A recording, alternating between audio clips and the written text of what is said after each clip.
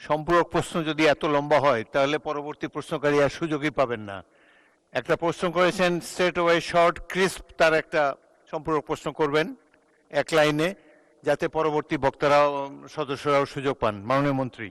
মাননীয় আইন সংসদ বিষয়ক মন্ত্রীর কাছে আমার প্রশ্ন, আমার নির্বাচনী এলাকা ব্রাহ্মণবাড়িয়া 5, এখানে 150 বছর আগে প্রতিষ্ঠিত একটি আদালত আছে। সেই আদালতে দেওয়ানি মামলা হয় এবং আমার এই আদালতে আমার নির্বাচনী এলাকা এবং আমার পার্শ্ববর্তী নির্বাচনী এলাকা ব্রাহ্মণবাড়িয়া 6, ওই উপজেলারও দেওয়ানি মামলা এই আদালতে পরিচালিত হয়ে আসছে 150 বছর আগে থেকে।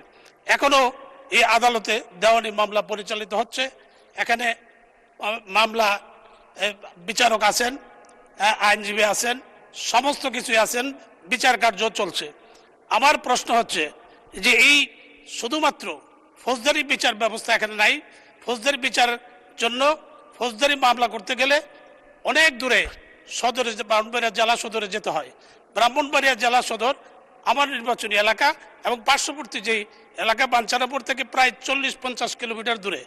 ওইখানে যে বিচার প্রার্থী যে আগের দিন থাকতে হয়, এই অবস্থার জন্য আমি মাননীয় আইনমন্ত্রীর কাছে আমি জানতে চাই যে আমাদের এই বিচার প্রার্থী সাধারণ মানুষের জন্য দুর্ভোগ লাঘবের জন্য আমাদের এই আদালতে ফৌজদারি বিচারের ব্যবস্থা করবেন কিনা।